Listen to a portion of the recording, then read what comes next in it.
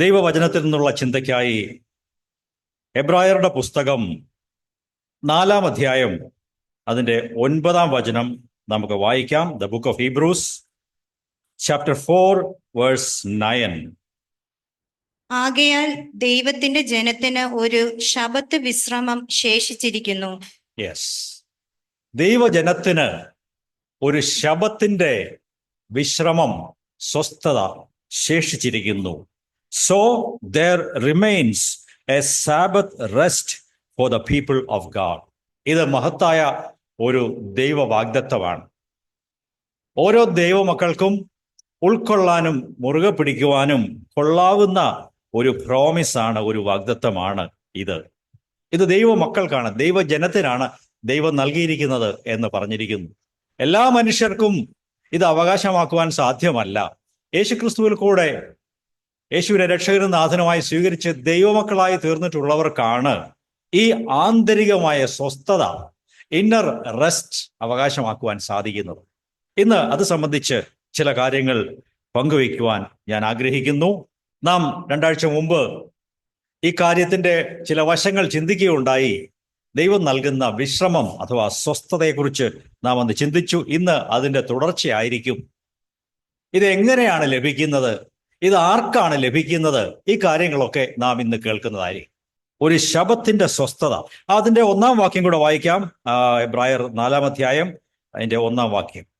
അവന്റെ സ്വസ്ഥതയിൽ പ്രവേശിക്കുവാനുള്ള വാഗ്ദത്തം നിലനിൽക്കുന്നതിനാൽ നിങ്ങളിൽ ആർക്കെങ്കിലും അത് ലഭിക്കാതെ പോയി എന്ന് വരാതിരിക്കുവാൻ നാം ഭയപ്പെടുക. ഇവിടെ നാം ഗൗരവമായിരിക്കണം, നാം അല്പം ഭയത്തോടെ ഇരിക്കണം എന്നും കൂടെ പറയുന്നു. കാരണം ഈ ക്രിസ്തുവിന്റെ ദൈവത്തിന്റെ സ്വസ്ഥതയിൽ കിടക്കുവാനുള്ള വാഗ്ദത്തം ദൈവം തന്നിട്ടുണ്ട്.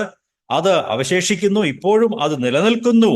എന്നാൽ നിങ്ങളിൽ ആർക്കെങ്കിലും ആ ഹൃദയത്തിന്റെ സ്വസ്ഥത, ശാന്തത ലഭിക്കാതെ പോകാൻ ഒരു സാധ്യതയുണ്ട്. അതുകൊണ്ട് നിങ്ങൾ അതിനെക്കുറിച്ച് ജാഗ്രതയുള്ളവരായിരിക്കണം, ശ്രദ്ധിക്കണം എന്നാണ് ദൈവവചനം പറയുന്നത്. ഇന്ന് ഈ വചനങ്ങൾ കേൾക്കുമ്പോൾ നമ്മുടെ ജീവിതങ്ങളെ പരിശോധിക്കാം. നമ്മളോട് തന്നെ ചോദിക്കാം, ദൈവമേ, എൻ്റെ ജീവിതത്തിൽ ഈ പറഞ്ഞു കേൾക്കുന്ന ശാന്തതയും സ്വസ്ഥതയും എൻ്റെ ജീവിതത്തിൽ ഉണ്ടോ? ഞാൻ ഈ സ്വസ്ഥത അനുഭവിക്കുന്ന കൂട്ടത്തിലാണോ എന്നൊക്കെ നമ്മുടെ ഹൃദയങ്ങളെ പരിശോധിക്കേണ്ടത് വളരെ ആവശ്യമാണ്. മത്തായി സുവിശേഷം 28-ാം അധ്യായം 5-ഉം 6-ഉം വാക്യങ്ങൾ വായിക്കാം. Mathews gospel 28 versus 5 and 6. ദൂതൻ സ്ത്രീകളോട്, ഭയപ്പെടേണ്ട, ക്രൂശിക്കപ്പെട്ട യേശുവിനെ നിങ്ങൾ അന്വേഷിക്കുന്നു എന്ന് ഞാൻ അറിയുന്നു. അവൻ ഇവിടെ ഇല്ല. ഇതാണ് ദൂതൻ ഈ സ്ത്രീകളോട് പറഞ്ഞത്. മറ്റുള്ളവരോട് ചോദിക്കുന്നു, ജീവനുള്ളവനെ മരിച്ചവരുടെ ഇടയിൽ അന്വേഷിക്കുന്നത് എന്തുകൊണ്ടാണ്? അടുത്ത വാക്യം വായിക്കാം. താൻ പറഞ്ഞതുപോലെ അവൻ ഉയർത്തെഴുന്നേറ്റു. യേശു തന്റെ ശിഷ്യന്മാരോട് താൻ ജീവിച്ചിരിക്കുമ്പോൾ പല തവണ ആവർത്തിച്ചിട്ടുണ്ട്. എന്ത്? ഞാൻ കഷ്ടമനുഭവിക്കണം, ക്രൂശിക്കപ്പെടണം, വീണ്ടും അടക്കപ്പെട്ട ശേഷം ഉയർത്തെഴുന്നേൽക്കും. ഇതൊക്കെ യേശു പറഞ്ഞതാണ്. എങ്കിലും ഇങ്ങനെ ഒരു കാര്യം ലോകത്തിൽ ഒരിടത്തും കേട്ടുകേഴ്വി ഇല്ലാത്തത് കൊണ്ട് ശിഷ്യന്മാർക്ക് അത് ഏറ്റെടുക്കാനോ വിശ്വസിക്കാനോ കഴിഞ്ഞില്ല. ഒരു നേതാവും ഇങ്ങനെ ആരോടും പറഞ്ഞിട്ടില്ല, ഞാൻ കഷ്ടപ്പെടും, എന്നെ കൊല്ലുമെന്ന് ഒരു നേതാവും ആരോടും പറഞ്ഞിട്ടില്ല. ഞാൻ ഉയർത്തെഴുന്നേറ്റ് വരുമെന്നും ആരും പറഞ്ഞിട്ടില്ല. ഇതൊരു പുതിയ കാര്യമായിരുന്നു. ഈ ശിഷ്യന്മാർക്ക് അത് വിശ്വസിക്കാൻ പോലും കഴിഞ്ഞില്ല. ഇവിടെ ദൂതൻ സ്ത്രീകളോട് പറഞ്ഞു, യേശുവിനെ കാണാൻ അതികാലത്തെ കല്ലറയ്ക്കൽ വന്ന സ്ത്രീകളോട് പറഞ്ഞു, അവൻ ഇവിടെ ഇല്ല, താൻ പറഞ്ഞതുപോലെ അവൻ ഉയർത്തെഴുന്നേറ്റിരിക്കുന്നു. പ്രിയപ്പെട്ട സഹോദരി സഹോദരന്മാരെ, നമ്മുടെ വിശ്വാസത്തിന്റെ ഏറ്റവും പുറകിലുള്ള അതിൻ്റെ ആ ശക്തമായ ആണിക്കല്ല് എന്ന് പറയുന്നത് എൻ്റെ യേശു മരിച്ച ദൈവമല്ല, യേശു ജീവിച്ചിരിക്കുന്നവനാണ്. Jesus is alive. അതാണ് നമ്മുടെ വിശ്വാസം. മുമ്പ് ഒരിടത്ത് ഒരു ബോർഡ് ഇങ്ങനെ എഴുതി വെച്ച് കണ്ടിട്ടുണ്ട്. ഇംഗ്ലീഷിലാണ്, relax, God is in control. പല പ്രാവശ്യം ഞാനത് കണ്ടിട്ടുണ്ട്. Relax, God is in control. എന്താ അതിൻ്റെ അർത്ഥം?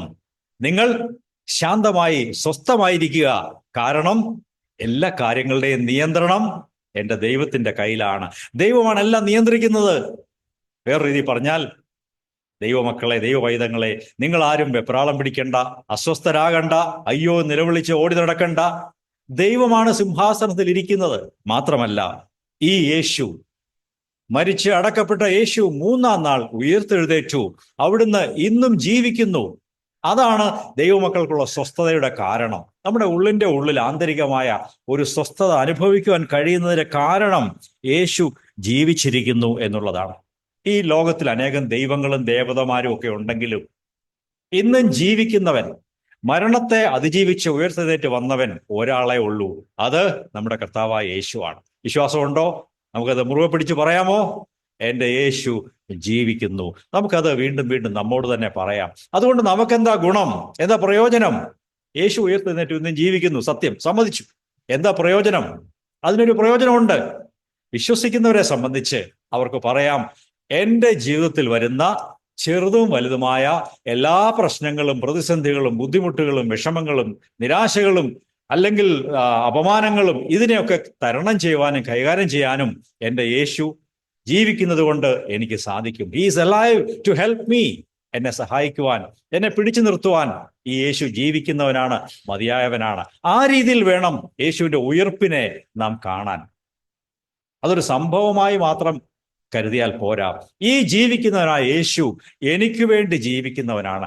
എൻ്റെ കാര്യമൊക്കെ കൈകാര്യം ചെയ്യുവാൻ എൻ്റെ കൂടെ നിൽക്കുന്നവനാണ് ഈ യേശു എന്ന് നാം യേശുവിനെ കുറിച്ച് മനസ്സിലാക്കേണ്ടത് ആവശ്യമാണ്. Jesus is alive. ഞാൻ വേറൊരു വാക്കൂടെ പറഞ്ഞല്ലോ, relax, God is in control. അത് മറന്നു പോകാതെ എഴുതി വെച്ചു. അത് എപ്പോഴും ഓർത്തിരിക്കേണ്ട ഒരു കാര്യമാണ്. റിലാക്സ്, നീ ശാന്തമായിരിക്കുക, സ്വസ്ഥമായിരിക്കുക. ദൈവം സിംഹാസനത്തിൽ രാജാവായി ഇരിക്കുന്നു. അവിടുന്ന് കാര്യങ്ങളെല്ലാം കൈകാര്യം ചെയ്യുവാൻ മതിയായ ദൈവമാണ്. നാം ദൈവത്തെ ചെറിയവനായി ആരും കാണരുത്. നമ്മുടെ ദൈവം വളരെ വലിയവനാണ്.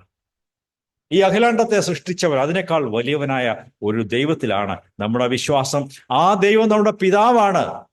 Price the Lord. അത് നമുക്ക് വിശ്വാസം വേണം.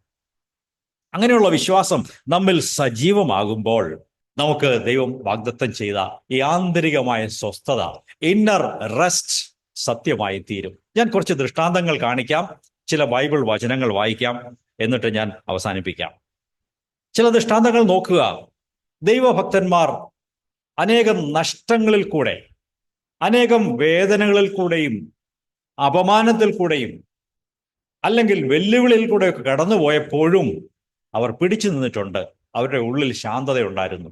അങ്ങനെയുള്ള ചില ദൃഷ്ടാന്തങ്ങളാണ് നാം നോക്കാൻ പോകുന്നത്. ആദ്യമായി ദൈവദാസനായ മോശയെക്കുറിച്ച് നോക്കാം. അദ്ദേഹം വലിയ ഒരു നേതാവായിരുന്നു. 20 ലക്ഷം ആളുകളെ നയിച്ചുകൊണ്ട് വിദൂര ദേശത്തേക്ക് പോയ ഒരു മഹാനായ മനുഷ്യനായിരുന്നു മോശെ. എന്നാൽ മോശയുടെ ജീവിതത്തിൽ കാര്യങ്ങൾ എപ്പോഴും ഈസി ആയിരുന്നില്ല. മോശയുടെ അടുത്ത ബന്ധുക്കൾ പലപ്പോഴും അവനെ ചോദ്യം ചെയ്തു, അവനെ പരിഹസിച്ചു, അവനെ കുറ്റപ്പെടുത്തി സംസാരിച്ചു. അപ്പോഴും മോശെ എന്ന ഈ ദൈവപുരുഷൻ ശാന്തനായി പ്രാർത്ഥിച്ചുകൊണ്ടിരുന്നു. നമുക്ക് 2 വേദഭാഗങ്ങൾ വായിക്കാം. സംഖ്യാപുസ്തകം 12-ാം അധ്യായം 1, 2, 3 വാക്യങ്ങൾ വായിക്കാം. Numbers chapter 12 verses 1, 2 and 3. മോശ ഒരു കൂശ്യ സ്ത്രീയെ വിവാഹം ചെയ്തിരുന്നത് കൊണ്ട് കൂശ്യ സ്ത്രീ നിമിത്തം മിരിയാമും അഹരോനും അവനെതിരായി സംസാരിച്ചു. യഹോവ മോശയിലൂടെ മാത്രമേ അരുളി ചെയ്തിട്ടുള്ളോ, ഞങ്ങളിലൂടെയും അരുളി ചെയ്തിട്ടില്ലയോ എന്ന് പറഞ്ഞു. അത് യഹോവ കേട്ടു. മോശ എന്ന പുരുഷനോ ഭൂതലത്തിലുള്ള സകല മനുഷ്യരിലും അതിസൗമ്യനായിരുന്നു. ഇവിടെ മോശയുടെ സഹോദരനും സഹോദരിയും മൂത്തവരാണ്. ഇളയ സഹോദരനായ നേതാവായ മോശയ്ക്ക് എതിരായി സംസാരിച്ചു. മോശയുടെ ഭാര്യയെക്കുറിച്ചും ഭാര്യയുടെ കുടുംബത്തെക്കുറിച്ചും ആരോപണങ്ങൾ ഉന്നയിച്ചു. ഈ മോശയെ വലിയ ഭക്തനാണ്, നേതാവാണെന്നൊക്കെ പറയുന്നെങ്കിലും കല്യാണം കഴിച്ചത് അന്യജാതിക്കാരത്തെയാണ്. ഇത് ശരിയാണോ? ഇയാൾക്ക് എന്താണ് ഞങ്ങളെ നയിക്കാൻ അവകാശം? ഇതൊക്കെയാണ് ചോദ്യത്തിന്റെ പുറകിലുള്ള അതിനോട് ചിന്ത അതാണ്. എന്നാൽ മോശെ അതിന് മറുപടി ഒന്നും പറഞ്ഞില്ല. അത് ആ മിണ്ടാതിരുന്ന അദ്ദേഹത്തിന്റെ സൈലൻസിനെ കുറിച്ച്, ശാന്തതയെക്കുറിച്ച് പറയുന്നത്, ആ വ്യക്തി മോശെ എന്ന പുരുഷനോ ഭൂമിയിലുള്ള സകല മനുഷ്യരെക്കാളും വെച്ച് ഏറ്റവും സൗമ്യനായിരുന്നു. ഏറ്റവും സൗമ്യതയുള്ള, എന്ന് വെച്ചാൽ തിരിച്ചടിക്കാത്ത, അങ്ങോട്ട് 2 വർത്തമാനം പറയാത്ത, ശാന്തതയോടെ ഇരിക്കുന്ന ഒരു മനുഷ്യനായിരുന്നു. മോശയുടെ ഉള്ളിൽ എന്തെല്ലാം പ്രതിസന്ധി വന്നാലും ദൈവം കൊടുത്ത ഒരു ശാന്തതയുണ്ടായിരുന്നു. That is the inner rest that Moses had. ഇവിടെ മോശയ്ക്ക് എന്താ നഷ്ടപ്പെട്ടത്? തന്റെ മാന്യത നഷ്ടപ്പെട്ടു. സ്വന്തം സഹോദരനും സഹോദരിയുമാണ് ഈ മനുഷ്യരുടെ മുമ്പിൽ വെച്ച് അപമാനിക്കുന്നത്. തന്റെ മാന്യത നഷ്ടപ്പെട്ടു. തന്റെ അധികാരവും അല്പം നഷ്ടപ്പെട്ടു. ഞങ്ങളും അധികാരികളല്ലയോ എന്ന് ജ്യേഷ്ഠൻ ചോദിക്കുകയാണ്. ഞങ്ങൾക്ക് പറഞ്ഞുകൂടെ നയിക്കാൻ? നീ മാത്രമേ ഉള്ളൂ നേതാവ്. തൻ്റെ നേതൃത്വത്തെ അവർ ചോദ്യം ചെയ്തു. ഇതൊക്കെ തനിക്ക് നഷ്ടപ്പെടുന്ന അവസരത്തിലും ഈ മോശ എന്ന മനുഷ്യൻ ശാന്തതയോടെ ഇരുന്നു. അവൻ അതിൽ അസ്വസ്ഥനായില്ല. പ്രിയ സഹോദരങ്ങളെ, നിങ്ങളുടെ മാന്യത നഷ്ടപ്പെടുന്ന സാഹചര്യത്തിൽ, നിങ്ങൾക്ക് അപമാനം ഉണ്ടാകുമ്പോൾ നിങ്ങൾ തിരിച്ചടിക്കുമോ? വെപ്രാളം പിടിക്കുമോ? മനസ്സിൽ കത്തിക്കയറി വരുമോ രണ്ട് വർത്തമാനം തിരിച്ചു പറയാനായിട്ട്? അവിടെയാണ് ശാന്തതയ്ക്ക് ആവശ്യം. ദൈവം അവിടെയാണ് സ്വസ്ഥത നൽകുന്നത് എന്ന് നാം ആദ്യം വായിച്ചത്. ആകയാൽ ദൈവജനത്തിന് ഒരു ശബത്ത് അനുഭവം, ശബത്തിന്റെ സ്വസ്ഥത ശേഷിച്ചിരിക്കുന്നു. അത് ഹൃദയത്തിലാണ് ആദ്യം ഉണ്ടാകേണ്ടത്. അത് പിന്നെ വാക്കിലും പ്രവൃത്തിയിലും എല്ലാം വരും, മുഖഭാവത്ത് അത് വരും. എന്നാൽ ഹൃദയത്തിലുള്ള ഒരു ആന്തരികമായ സ്വസ്ഥതയും സമാധാനവും, ആൻ ഇന്നർ റെസ്റ്റ്. ഇനിയും തന്റെ സമൂഹത്തിൽ ഉണ്ടായിരുന്ന മറ്റു ചിലരും മോശയ്ക്കെതിരായി സംസാരിച്ചു. സംഖ്യാപുസ്തകം 16 അധ്യായം 1, 2, 3, 4 വാക്യങ്ങൾ വായിക്കാം. നമ്പേഴ്സ് 16 verses 1 to 4 വായിക്കാം. എന്നാൽ ലേവിയുടെ മകനായ കേഹാത്തിന്റെ മകനായ ഇസഹാരിന്റെ മകൻ കോരഹ്, രൂബേൻ ഗോത്രത്തിൽ എലിയാബിന്റെ പുത്രന്മാരായ ദാദാൻ, അബീരാം, പോലേത്തിന്റെ മകനായ ഓൻ എന്നിവർ ഇസ്രായേൽ മക്കളിൽ സഭാപ്രധാനികളും പ്രശസ്തരും പ്രമാണികളുമായ 250 പുരുഷന്മാരെ കൂട്ടി മോശയെ എതിർത്തു. അവർ മോശയ്ക്കും അഹരോനും എതിരായി കൂട്ടം കൂടി അവരോട്, മതി മതി, നിങ്ങൾ അതിരു കടന്ന് പ്രവർത്തിക്കുന്നു. സഭയിലെ എല്ലാവരും വിശുദ്ധരാകുന്നു. യഹോവ അവരുടെ മധ്യേ ഉണ്ട്. പിന്നെ നിങ്ങൾ യഹോവയുടെ സഭയ്ക്ക് ഉപരിയായി നിങ്ങളെ തന്നെ ഉയർത്തുന്നത് എന്തിന് എന്ന് ചോദിച്ചു. ഇത് കേട്ടപ്പോൾ മോശ സാഷ്ടാംഗം വീണു. ഇവിടെ ശ്രദ്ധിക്കുക, ഇവിടെ സഹോദരനും സഹോദരിയുമല്ല, കോരഹും അദ്ദേഹത്തിന്റെ സുഹൃത്തുക്കളും പിന്നെ ഒരു 250 നേതാക്കന്മാരും എല്ലാം ചേർന്ന്, ഒരുപക്ഷെ 100-300 പേര് കാണും, വലിയൊരു സംഘമായിട്ട് കൂടി വന്ന് മോശയെ വെല്ലുവിളിക്കുകയാണ്. നീ മാത്രമേ ഉള്ളൂ നേതാവ്, ഞങ്ങൾക്കും ഇതൊക്കെ അറിഞ്ഞുകൂടെ? നീ എന്തിനാ ഇങ്ങനെ നിന്നെ തന്നെ ഉയർത്തുന്നത് എന്ന് ചോദിച്ച് വലിയ ഒരു റിബല്യൻ ഉണ്ടാക്കി, മത്സരം ഉണ്ടാക്കി. നമ്മുടെ ഈ കാലത്തെ ഭാഷയിൽ പറഞ്ഞാൽ ഇവരെല്ലാം കൂടെ വന്ന് ഇൻകുലാബ് വിളിക്കാൻ തുടങ്ങി, അല്ലെങ്കിൽ സമരം ചെയ്യാൻ തുടങ്ങി, ചോദ്യം ചെയ്യാൻ തുടങ്ങി. അവര് മുദ്രാവാക്യമൊക്കെ വിളിച്ചു കാണും. അങ്ങനെയാണ് ഇന്നത്തെ ആളുകളൊക്കെ ചെയ്യുന്നത്. പക്ഷേ ബൈബിളിൽ അങ്ങനെയല്ല എഴുതിയിരിക്കുന്നത്. ഇവര് പ്രശ്നം ഉണ്ടാക്കി, മോശയോട് ചോദ്യം ചെയ്തു. ഇവിടെ മോശയ്ക്ക് വീണ്ടും തൻ്റെ മാന്യതയും അധികാരവും ഒക്കെ നഷ്ടപ്പെടുന്ന ഒരു സമയമാണ്. അദ്ദേഹത്തിന്റെ അധികാരത്തെ ചോദ്യം ചെയ്യുന്ന, വെല്ലുവിളിക്കുന്ന, ചലഞ്ച് ചെയ്യുന്ന ഒരു സമയമാണ്. മോശയെ തിരിച്ചടിക്കാനും 2 വർത്തമാനം പറയാനും ഒന്നും പോയില്ല. മോശ എന്ത് ചെയ്തു? അതാണ് മനോഹരമായ വാക്യം. 4-ാം വചനത്തിൽ വായിക്കുന്നു, ഇത് കേട്ടപ്പോൾ മോശെ കവിണ്ണു വീണു. When Moses heard this, he fell on his face. ദൈവം മുമ്പാകെ നെടുമ്പാട് വീണ് കിടന്ന് കരഞ്ഞു എന്ന് നമുക്ക് ചിന്തിക്കാം. ഇതാണ് മോശയുടെ റെസ്പോൺസ്. പ്രിയപ്പെട്ടവരെ, എല്ലാവരും ശ്രദ്ധിക്കണമേ. നമുക്കെതിരായി ആരോപണങ്ങൾ വരുമ്പോൾ, ആളുകൾ പ്രശ്നമുണ്ടാക്കുമ്പോൾ, ആളുകൾ ബഹളം വയ്ക്കുമ്പോൾ, സംസാരിക്കുമ്പോൾ, നമ്മെ കുറ്റപ്പെടുത്തി സംസാരിക്കുമ്പോൾ നമ്മുടെ പ്രതികരണം എന്താണ്? മോശയുടെ പ്രതികരണം വളരെ അനുകരണീയമാണ്. അവൻ ദൈവം മുമ്പാകെ നിലത്തു വീണ് പ്രാർത്ഥിച്ചു. തന്നെ തന്നെ ന്യായീകരിച്ചില്ല. ഇത് മനോഹരമായ ഒരു ദൃഷ്ടാന്തമാണ്. നമ്മുടെ അധികാരം ചോദ്യം ചെയ്യപ്പെടുമ്പോൾ, നമ്മുടെ മാന്യത നഷ്ടപ്പെടുമ്പോൾ, നമ്മെ കുറ്റപ്പെടുത്തിയ ആളുകൾ സംസാരിക്കുമ്പോൾ, ഇവിടെയൊക്കെയാണ് നമ്മുടെ ഉള്ളിൽ ഒരു സ്വസ്ഥതയുണ്ടോ? എബ്രായ ലേഖനത്തിൽ വായിച്ചതുപോലെ ദൈവമക്കൾക്ക് ദൈവം വെച്ചിരിക്കുന്ന ആ ആന്തരികമായ ശബത്ത് സ്വസ്ഥത നമുക്കുണ്ടോ? ശബത്തിന്റെ വിശ്രമം നമുക്ക് ലഭിച്ചിട്ടുണ്ടോ? എന്നെ കേൾക്കുന്ന പ്രിയപ്പെട്ടവരെ, നിങ്ങൾക്ക് ഇത് ലഭ്യമായിട്ടില്ലെങ്കിൽ ഇന്ന് രാവിലെ ദൈവത്തോട് പ്രാർത്ഥിച്ചുകൊള്ളുക. ദൈവമേ, മോശയുടെ ഈ കാര്യമൊന്നും എനിക്ക് അതുപോലെ യാഥാർത്ഥ്യമല്ല. ഓരോ പ്രശ്നങ്ങളുണ്ടാകുമ്പോൾ ഞാൻ ആകെ ബേജാറാകുന്നു, ബഹളം വയ്ക്കുന്നു, അല്ലെങ്കിൽ കരയുന്നു, അസ്വസ്ഥമാകുന്നു, പൊട്ടിത്തെറിക്കുന്നു. ഇതൊക്കെയാണ് എൻ്റെ സ്വഭാവം. ഇതൊന്നും മാറ്റിത്തരണമേ. ദൈവത്തോട് പ്രാർത്ഥിക്കാമോ? ദൈവം നിങ്ങൾക്ക് നിങ്ങളുടെ ഉള്ളിൽ ആന്തരിക സ്വസ്ഥത, ഇന്നർ റെസ്റ്റ് തരുവാൻ മതിയായവനാണ്. നിങ്ങളെ ദൈവം മാറ്റും. വിശ്വാസമുണ്ടോ? ദൈവം നിങ്ങളുടെ അവസ്ഥ മാറ്റും. He will change your present condition and will make it glorious. ദൈവത്തിന് സ്തോത്രം.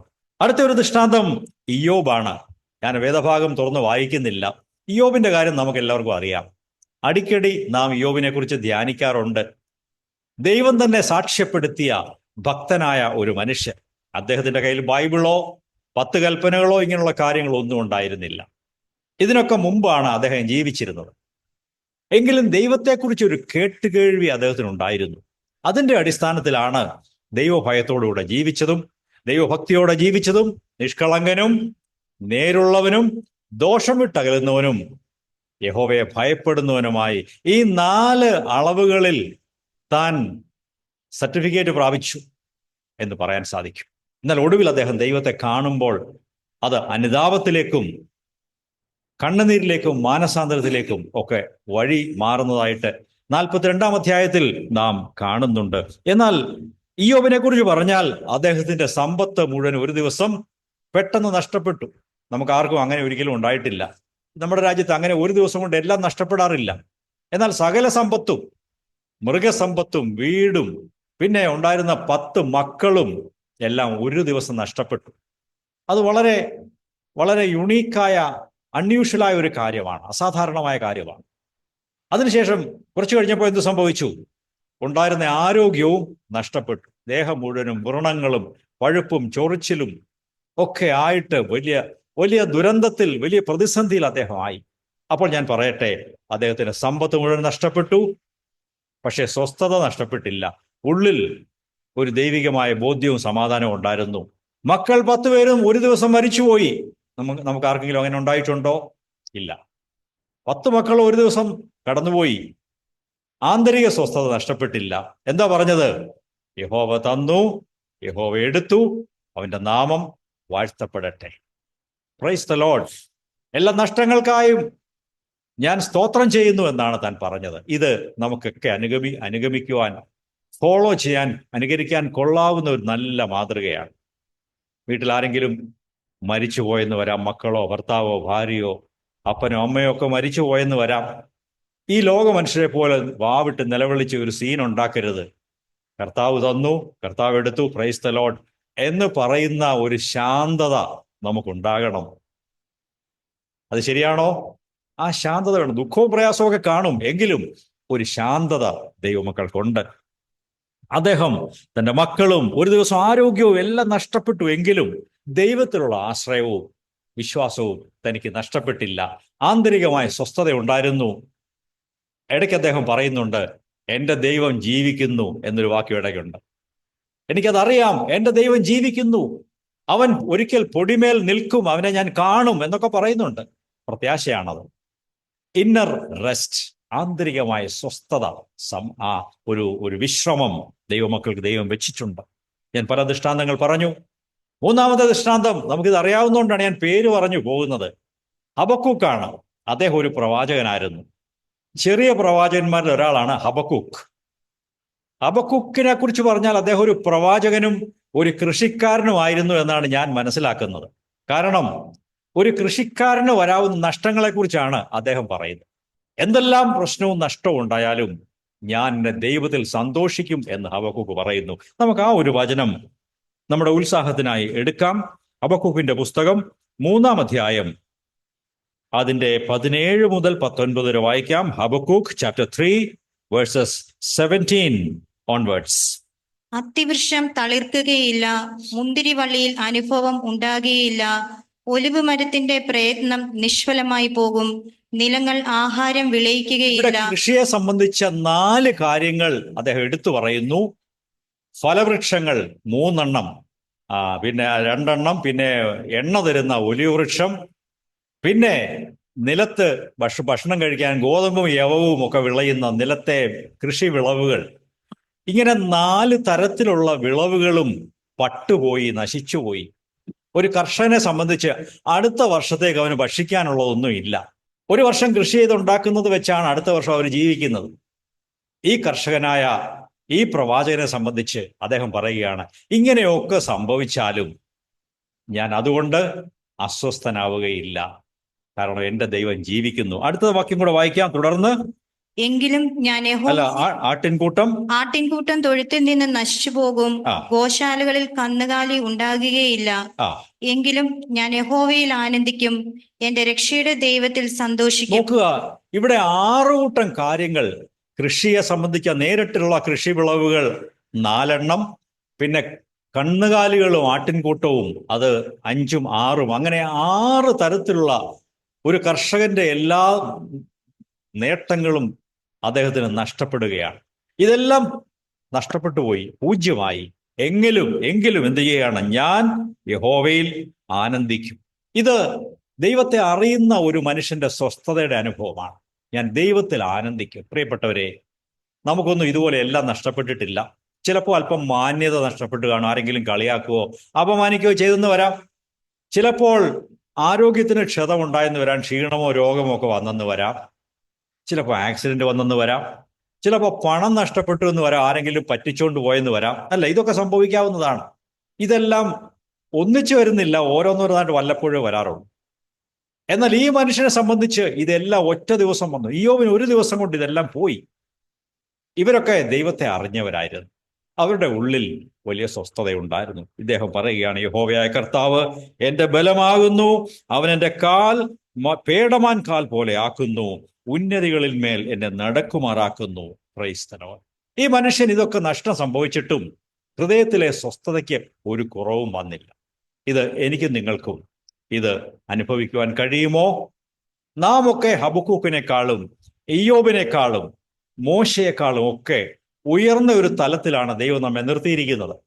അവരൊക്കെ പഴയ ഉടമ്പടിക്കും അതിന് പുറകിലും ജീവിച്ചിരുന്നവരാണ്. എന്നാൽ ഇന്ന് ദൈവം നമ്മെ യേശുക്രിസ്തുവിൽ കൂടെയുള്ള പുതിയ ഉടമ്പടിയിലേക്കും ഈ ബൈബിളിന്റെ അനുഗ്രഹത്തിലേക്കും നമ്മെ നയിച്ചുകൊണ്ട് വന്നിരിക്കുന്നു. ഈ പുസ്തകം നമ്മെ ഏൽപ്പിച്ചിരിക്കുന്നു. നമുക്ക് പരിശുദ്ധാത്മാവിന്റെ നിറവും അഭിഷേകവും നൽകിയിരിക്കുന്നു. അതുകൊണ്ട് ഈ പറഞ്ഞ മനുഷ്യരെക്കാളൊക്കെ നമ്മെ ദൈവം ഉയർന്ന തലത്തിലാണ് നിർത്തിയിരിക്കുന്നത്.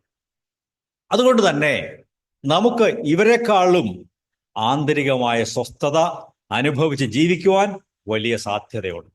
അത് നാം വിശ്വസിക്കണം. ഞാൻ പുതിയ നിയമത്തിലേക്ക് വരാം. വേഗം ചില ദൃഷ്ടാന്തങ്ങൾ പേര് പറഞ്ഞു പോകാം. ആദ്യത്തെ നമ്മുടെ കർത്താവായ യേശുവാണ്. ഒരിക്കൽ യേശു ശിഷ്യന്മാരോടൊപ്പം ബോട്ടിൽ ഗലീല തടാകത്തിൽ കൂടെ യാത്ര ചെയ്യുകയാണ്. പെട്ടെന്ന് എന്ത് സംഭവിച്ചു? ഒരു വലിയ കാറ്റും കോളും കൊടുങ്കാറ്റും വന്നു. ഈ ബോട്ട് ചെറിയ വള്ളമാണ്, അത് മറിയാൻ തുടങ്ങുന്നു. അന്ന് എഞ്ചിനൊന്നും ഇല്ല ബോട്ടിന്, തുഴഞ്ഞുകൊണ്ടാ പോകുന്നത്. ഇത് മറിയാൻ തുടങ്ങി, വെള്ളം അടിച്ചു കയറി. യേശു എന്ത് ചെയ്യുകയാണ്? അമരത്തൊരു ചെറിയ തലയണയോ ഒരു കുഷ്യനോ വെച്ച് കിടന്ന് ഉറങ്ങുകയാണ്. ഈ കാറ്റും കോളും വന്നു, വെള്ളം അങ്ങോട്ടും ഇങ്ങോട്ടും മറിയുന്നു, വെള്ളം അടിച്ചു കയറുന്നു. യേശു ഡീപ്പ് സ്ലീപ്പാണ്, ഭയങ്കരമായ ഗാഢ നിദ്രയിലാണ്. ശിഷ്യന്മാർ പെട്ടെന്ന് തട്ടി ഉണർത്തി, യേശുവേ, ഞങ്ങൾ നശിക്കുന്നു, നിനക്ക് വിചാരമില്ല, നീ എന്താ കിടന്ന് ഉറങ്ങുന്നത്? എഴുന്നേറ്റ് വാ, വല്ലതും ചെയ്യ്. ഇതൊക്കെയാ പറയുന്നത്. അവരുടെ ഉള്ളിൽ വെപ്രാളവും ഭയവും ഉണ്ട്.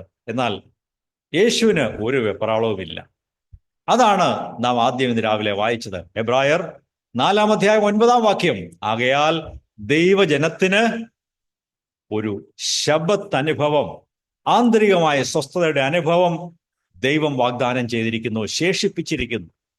കർത്താവിന് മഹത്വം ഉണ്ടാകട്ടെ. നമ്മുടെ കർത്താവ് അവിടെ കിടന്നുറങ്ങി. പക്ഷെ ശിഷ്യന്മാർ വിളിച്ചുണർത്തി, കാറ്റിനെയും കടലിനെയും ഒരു വാക്കുകൊണ്ട് ശാന്തമാക്കി. ഈ ഒരു സ്വസ്ഥത, ഒരു ശാന്തത, കാറ്റിൻ്റെയും കോളിൻ്റെയും തിരമാലകളുടെയും നടുവിലും സ്വസ്ഥമായി ഉറങ്ങാൻ കഴിയുന്ന ആ യേശുവാണ് നമ്മുടെ മാതൃകയും നേതാവും ലീഡറും യജമാനനും. ആ യേശുവിനെ നോക്കി മുമ്പോട്ട് പോകുന്ന ഓരോ സഹോദരന്മാർക്കും ഏത് പ്രതിസന്ധിയിലും നഷ്ടത്തിലും അപമാനത്തിലും നിങ്ങളുടെ ഉള്ളിൽ ഒരു സ്വസ്ഥത അനുഭവിക്കുവാൻ സാധിക്കും. ആ സ്വസ്ഥതയുടെ കാരണം ദൈവത്തിലുള്ള വിശ്വാസമാണ്. എൻ്റെ യേശു മരിച്ചുപോയ ദൈവമല്ല, ഇന്നും ജീവിക്കുന്നവനാണ്. അതുകൊണ്ട് എനിക്ക് വലിയ സ്വസ്ഥതയുണ്ട്. പ്രിയപ്പെട്ടവരെ, ഇത് വളരെ മഹത്തായ ഒരു അനുഭവമാണ്. ഞാൻ കുറച്ചൊക്കെ അത് അനുഭവിക്കുന്ന ആളാണ്. അനേക വർഷങ്ങളായി ഈ കാര്യങ്ങൾ മനസ്സിലാക്കുകയും പഠിക്കുകയും കേൾക്കുകയും ചെയ്ത് അത് കൂടുതൽ കൂടുതൽ യാഥാർത്ഥ്യമായിക്കൊണ്ടിരിക്കുകയാണ്. ആന്തരിക സ്വസ്ഥത എന്ന് പറഞ്ഞാൽ ഒരു നിസ്സംഗതയല്ല. എന്ത് സംഭവിച്ചാലും എനിക്കറിഞ്ഞുകൂടാ, എന്തെങ്കിലും ആട്ടെ എന്ന് പറയുന്നതല്ല. കാര്യങ്ങളെക്കുറിച്ച് ഉത്തരവാദിത്വം ഉള്ളപ്പോഴും അതിൻ്റെ സീരിയസ്നെസ്, അതിൻ്റെ ഗുരുത്വം, ഗൗരവബോധം അറിയാകുമ്പോഴും നമുക്ക് ശാന്തമായി കൈകാര്യം ചെയ്യാൻ പറ്റും. ഇനി പത്രോസിനെ കുറിച്ച് എന്താ വായിക്കുന്നത്? ഒരിക്കൽ പത്രോസിനെ അറസ്റ്റ് ചെയ്തു. അതിൻ്റെ തലയാഴ്ച അദ്ദേഹത്തിൻ്റെ സഹപ്രവർത്തകനായ യാക്കോബിനെ അറസ്റ്റ് ചെയ്തു, തലവെട്ടി കൊല്ലുകയും ചെയ്തു. ഇനി അടുത്ത ക്യൂവിൽ നിൽക്കുന്നയാളാണ് പത്രോസ്. അദ്ദേഹത്തെ ജയിലിൽ അറസ്റ്റ് ചെയ്തിട്ടിരിക്കുകയാണ്. നിങ്ങളത് പിന്നെ വായിച്ചാൽ മതി. അപ്പോസ്തല പ്രവൃത്തികൾ 12-ാം അധ്യായത്തിലുണ്ട്. 6-ാം വാക്യത്തിൽ വായിച്ചാൽ അദ്ദേഹത്തെ അറസ്റ്റ് ചെയ്തു. കുറെ പോലീസുകാരുടെ നടുവിൽ രാത്രി അദ്ദേഹം സുഖമായി കിടന്ന് ഉറങ്ങുകയാണ്. പിറ്റേ ദിവസം രാവിലെ അദ്ദേഹത്തെ കോടതിയിൽ കൊണ്ട് നിർത്തും, രാജാവിന്റെ മുമ്പിൽ നിർത്തും. വിധി കൽപ്പിക്കും, ഇവനെയും തലവെട്ടി കൊല്ലാൻ പറയും. കൊല്ലാൻ പോകുന്നതിന്റെ തലേദിവസം രാത്രിയാണ്. മരണം ഏറെക്കുറെ മുൻപിൽ ഉറപ്പായിട്ട് കാണുന്നവനാണ് പത്രോസ്. എങ്കിലും അദ്ദേഹം രാത്രി എന്തു ചെയ്തു? ഉറക്കളച്ചിരുന്നില്ല, കരഞ്ഞോണ്ടിരുന്നില്ല, രാത്രി സുഖമായിട്ട് കിടന്നുറങ്ങി. ഇതാണ് ദൈവമക്കളുടെ അനുഭവം. ഏത് പ്രതിസന്ധിയിലും സ്വസ്ഥമായി ഉറങ്ങുവാൻ കഴിയുന്ന ആ ഒരു ഇന്നർ റെസ്റ്റ്, ആന്തരികമായ വിശ്രമവും സ്വസ്ഥതയും പത്രോസിന് മാത്രമല്ല കേട്ടോ, ഇവിടെ ഇരിക്കുന്ന നിങ്ങൾക്ക് ഓരോരുത്തർക്കും ഈ ഒരു സ്വസ്ഥത നൽകുവാൻ ദൈവം മനസ്സുള്ളവനാണ്. ദൈവത്തോട് ചോദിച്ചാൽ ദൈവം നിങ്ങളെ അതിലേക്ക് നടത്തും. ദൈവമേ, അങ്ങയിൽ ആശ്രയിച്ച് മുറുകെ പിടിക്കുവാനും ഈ സ്വസ്ഥതയിൽ കടക്കുവാനും എന്നെ സഹായിക്കണമേ എന്ന് നമുക്ക് പ്രാർത്ഥിക്കാം. ദൈവം പത്രോസിന് വേണ്ടി പ്രവർത്തിച്ചു. അദ്ദേഹം ഉറങ്ങിയെങ്കിലും ദൈവം തന്റെ ദൂതനെ അയച്ച് തന്റെ ദാസനെ വിടുവിച്ച് വെളിയിൽ കൊണ്ടുവന്നു, അദ്ദേഹത്തെ രക്ഷപ്പെടുത്തി വിട്ടു. നമുക്കത് അറിയാം. ഞാൻ പറഞ്ഞു വന്നത്, ഈ ദേവദാസന്മാരും ഒക്കെ കർത്താവായ യേശുവും ഇവരെല്ലാവരും ആന്തരികമായ സ്വസ്ഥത അറിഞ്ഞവർ ആയിരുന്നു. They had the experience of the enjoyment of an inner rest and peace. ആന്തരികമായ സ്വസ്ഥത അനുഭവിക്കുകയും ആസ്വദിക്കുകയും അത് യാഥാർത്ഥ്യമായി തീർക്കുകയും ചെയ്തവരായിരുന്നു ഇവരൊക്കെയും. ഞാൻ ഈ ദൃഷ്ടാന്തങ്ങൾ പറഞ്ഞത്, ഇവരൊക്കെ നമ്മെപ്പോലുള്ളവരായിരുന്നു. യേശു നമ്മെപ്പോലെ പരീക്ഷിതനായ ഒരു വ്യക്തിയായിട്ടാണ് ഭൂമിയിൽ വന്നത്. അവരാരും വിചിത്ര ജീവികളായിരുന്നില്ല, നമ്മെപ്പോലുള്ളവരായിരുന്നു. എങ്കിലും ദൈവം അവർക്കൊരു കാര്യം നൽകി, ഒരു ആന്തരികമായ സ്വസ്ഥത നൽകി. ഇന്ന് എൻ്റെയും നിങ്ങളുടെയും ഊഴമാണ്. എനിക്കും നിങ്ങൾക്കും ഈ ശാന്തതയും സ്വസ്ഥതയും നൽകുവാൻ ദൈവം ആഗ്രഹിക്കുന്നു. അത് എത്ര പേർക്ക് വേണം? നമുക്കത് സ്വീകരിക്കാമോ? ദൈവമേ, എനിക്കിത് വേണം. ഈ ആന്തരികമായ സ്വസ്ഥത എനിക്ക് തരണമേ. എൻ്റെ അവസ്ഥ ഇങ്ങനെയല്ല കർത്താവേ. ഞാൻ പല കാര്യങ്ങൾക്കും ആവശ്യമില്ലാതെ വെപ്രാളം പിടിക്കുന്ന കൂട്ടത്തിലാണ്. എനിക്ക് ഈ ആന്തരിക സമാധാനം വേണം എന്ന് ഇന്ന് രാവിലെ ദൈവത്തോട് പ്രാർത്ഥിക്കാമോ? ഈ ആന്തരിക സ്വസ്ഥതയെക്കുറിച്ച് ബൈബിളിൽ നിന്ന് ചില വചനങ്ങൾ വായിക്കാം. ഞാൻ ഇതുവരെ 6 പേരുടെ ദൃഷ്ടാന്തങ്ങൾ പറഞ്ഞു. വിശദമായിട്ട് അല്ല പറഞ്ഞത്, ചുരുക്കമായിട്ട് പറഞ്ഞു. ഇങ്ങനെ ഒരു കാര്യം ഉണ്ട് എന്നാണ് അതിൽ നിന്ന് മനസ്സിലാകുന്നത്. ഈ ആന്തരിക സ്വസ്ഥത ഒരു യാഥാർത്ഥ്യമാണ്. അത് നാം ഭാവനയിൽ കാണുന്ന ഒരു കാര്യമൊന്നും അല്ല. It is a reality.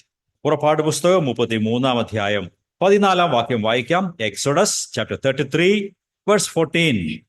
അതിന് അവൻ, എന്റെ സാന്നിധ്യം നിന്നോട് കൂടെ പോരും, ഞാൻ നിനക്ക് സ്വസ്ഥത നൽകും എന്ന് അരുളി ചെയ്തു. യഹോവയായ ദൈവം മോശയോട് പറയുകയാണ്, എന്റെ സാന്നിധ്യം, my presence shall go with you. എന്റെ സാന്നിധ്യം നിന്റെ കൂടെ പോരും. അതുകൊണ്ട് നിനക്ക് എന്താ ഫലമുണ്ടാകുന്നത്? നീ വളരെ സ്വസ്ഥനായിരിക്കും, നീ സ്വസ്ഥത കണ്ടെത്തും. എൻ്റെ സാന്നിധ്യം നിനക്ക് സ്വസ്ഥത നൽകും, നിനക്ക് ആന്തരികമായ റെസ്റ്റ്, വിശ്രമം നൽകും എന്ന് പറഞ്ഞു. Divine presence and the awareness of the divine presence gives us inner rest. ദൈവിക സാന്നിധ്യത്തിന്റെ ബോധ്യമാണ് നമുക്ക് ആ ആന്തരിക സ്വസ്ഥത നൽകുന്നത്. എൻ്റെ ദൈവം എൻ്റെ കൂടെ ഉണ്ട്, അതുകൊണ്ട് എനിക്ക് ഒരു അസ്വസ്ഥതയും ഇല്ല. കൂരിരുൾ താഴലിൽ കൂടി നടന്നാലും, അല്ലെങ്കിൽ മരണത്തിന്റെ താഴ്വരയിൽ കൂടെ പോയാലും ഞാൻ ഒരു അനർത്ഥവും ഭയപ്പെടുകയില്ല. കാരണം നീ എന്നോട് കൂടെ ഇരിക്കുന്നുവല്ലോ. Your presence. അത് തന്നെ ആ മോശയോട് ദൈവം പറഞ്ഞു, എൻ്റെ സാന്നിധ്യം നിന്റെ കൂടെ പോരും, അതുകൊണ്ട് നിനക്ക് വലിയ ശാന്തതയും സ്വസ്ഥതയും അനുഭവിക്കാൻ കഴിയും. ക്രിസ്തു എന്താണ് പറഞ്ഞത്? നമ്മുടെ കർത്താവായ യേശു പറഞ്ഞത് നമുക്ക് വായിക്കാം. മത്തായി 11-ാം അധ്യായം 29-ാം വാക്യം. മാത്യൂസ് ഗോസ്പൽ ചാപ്റ്റർ 11 വേഴ്സ് 29 വായിക്കാം.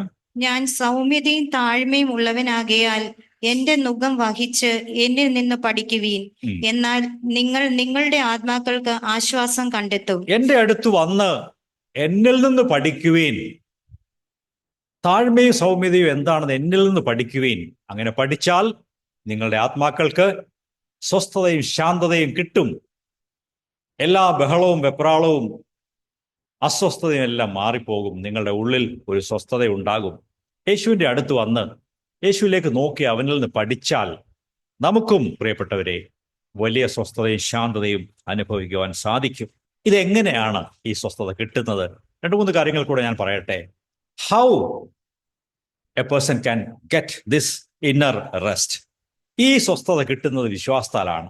ദൈവത്തെ മുറുകെ പിടിച്ച് ട്രസ്റ്റ് ചെയ്ത് വിശ്വസിക്കുമ്പോഴാണ് ഈ ആന്തരികമായ സ്വസ്ഥത കിട്ടുന്നത് എന്ന് നമുക്ക് കാണാൻ സാധിക്കും. നമുക്ക് വായിക്കാം. എബ്രായർ 4-ാം അധ്യായം അതിന്റെ 3-ാം വചനം. Hebrews chapter 4 and verse 3. വിശ്വസിച്ചവരായ നാമല്ലോ സ്വസ്ഥതയിൽ പ്രവേശിക്കുന്നത്. അതെ, വിശ്വസിച്ചവരായ നാം ആണല്ലോ ആന്തരിക സ്വസ്ഥതയിൽ പ്രവേശിക്കുന്നത്. എല്ലാ വെപ്രാളവും അസ്വസ്ഥതയും മാറി ഉള്ളിൽ ശാന്തത കിട്ടുന്നത് ആർക്കാണ്? ദൈവത്തെ വിശ്വസിച്ച് ആശ്രയിക്കുന്നവർക്കാണ് ആ ശാന്തത കിട്ടുന്നത്. കർത്താവിന് മഹത്വം ഉണ്ടാകട്ടെ. നാം സ്വർഗത്തിൽ ചെല്ലുമ്പോഴും നമുക്കൊരു സ്വസ്ഥത അനുഭവിക്കുവാൻ കഴിയും എന്ന് നമുക്ക് വായിക്കാം. വെളിപ്പാട് പുസ്തകം 14 അധ്യായം 13 വാക്യം. Revelation, the book of Revelation chapter 14 verse 13. ഞാൻ സ്വർഗത്തിൽ നിന്ന് ഒരു ശബ്ദം കേട്ടു.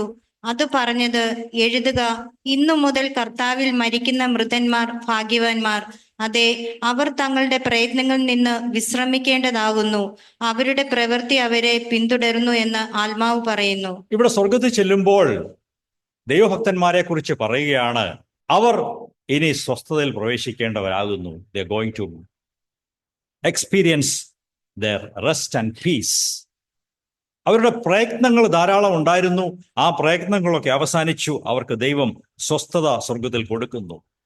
ചുരുക്കി പറഞ്ഞാൽ ഈ സ്വസ്ഥതയുടെ അനുഭവം സ്വർഗത്തിൽ കിട്ടുന്ന ഒരു അനുഭവമാണ്.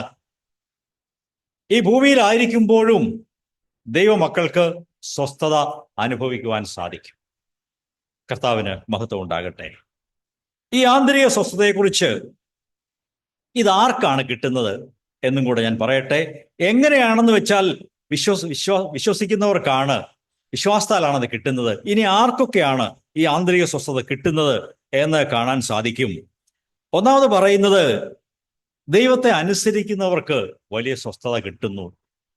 ഒബീഡിയൻ്റ് ആയിട്ടുള്ളവർക്ക്, ദൈവവചനം ഏറ്റെടുത്ത് അനുസരിക്കുന്നവർക്ക് ദൈവം സ്വസ്ഥതയും സമാധാനവും കൊടുക്കുന്നു.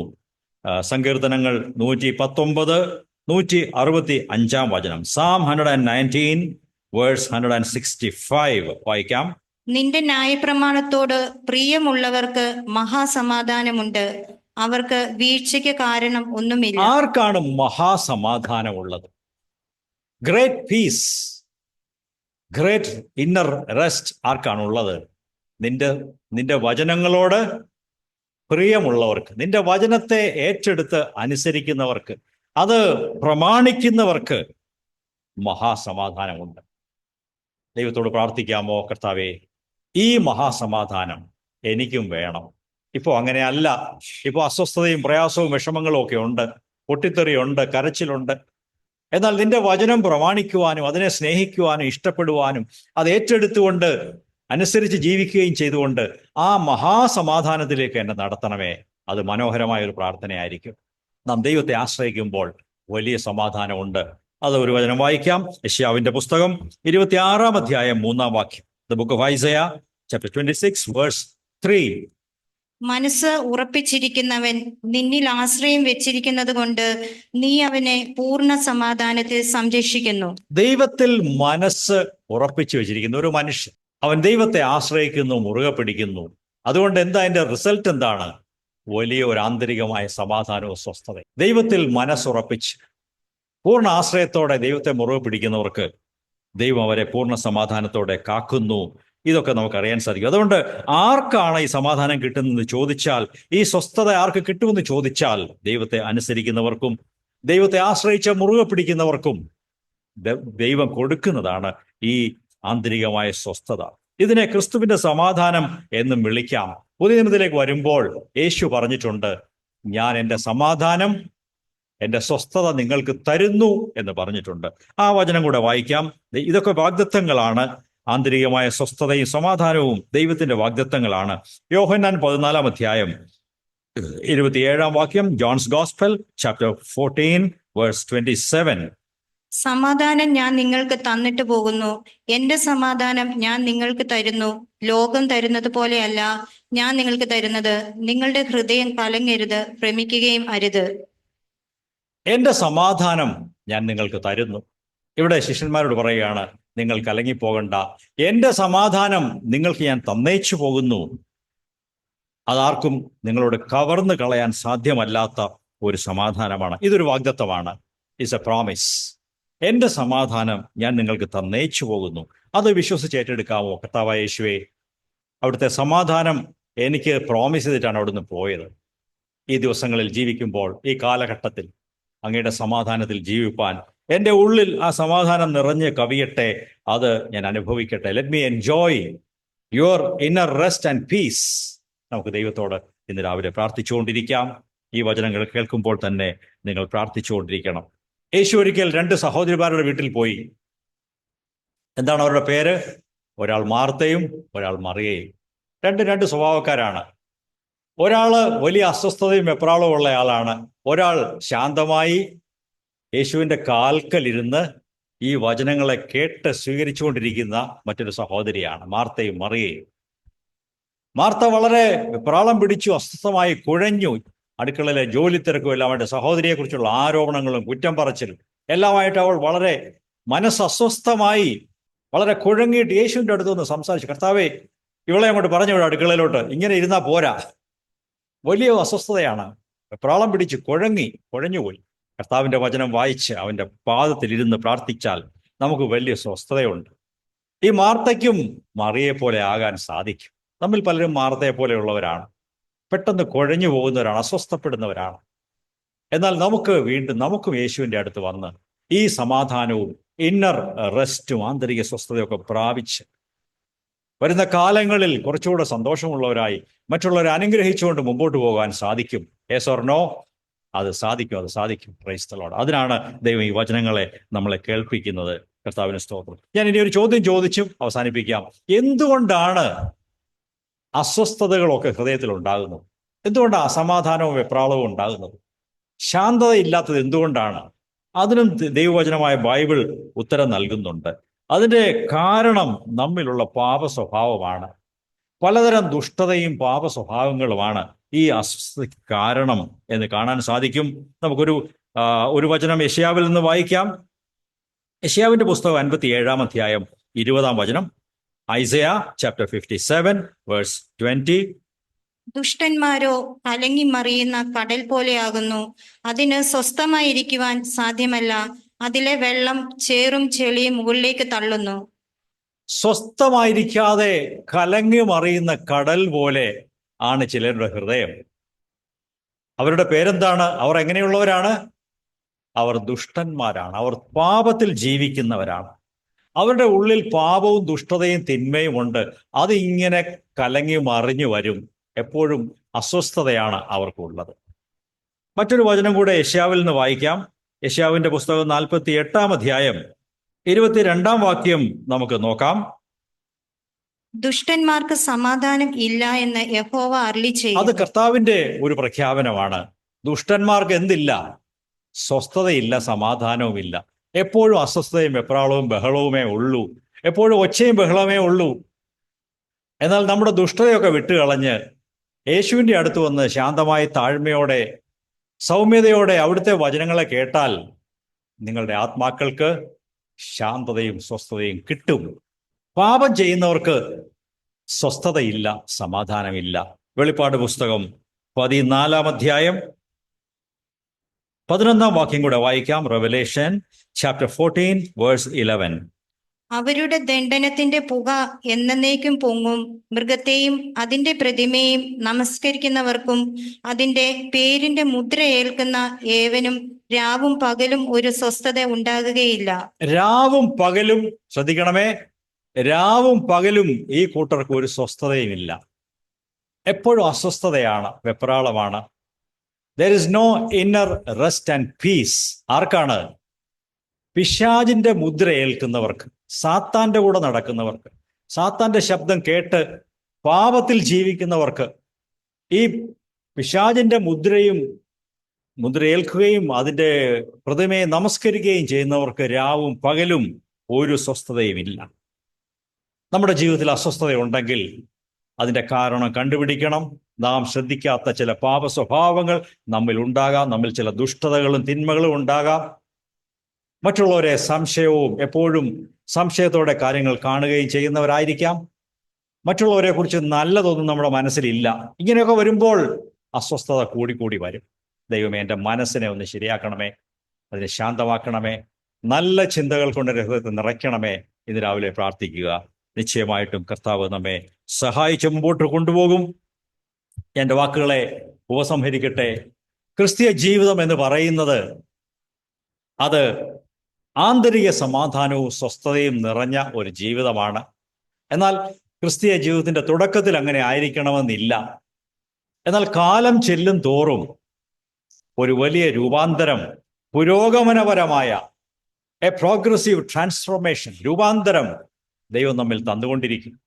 Price the Lord. കാലങ്ങൾ കഴിയും തോറും ദൈവം നമുക്ക് തന്നിൽ വിശ്വാസം അർപ്പിക്കുന്നത് കൊണ്ട് നമ്മുടെ സ്വസ്ഥത വർദ്ധിപ്പിച്ചു തരും. പ്രശ്നങ്ങളും പ്രതിസന്ധികളും വരുമ്പോൾ നാം ആടി ഉലഞ്ഞ് അസ്വസ്ഥരാവുകയില്ല.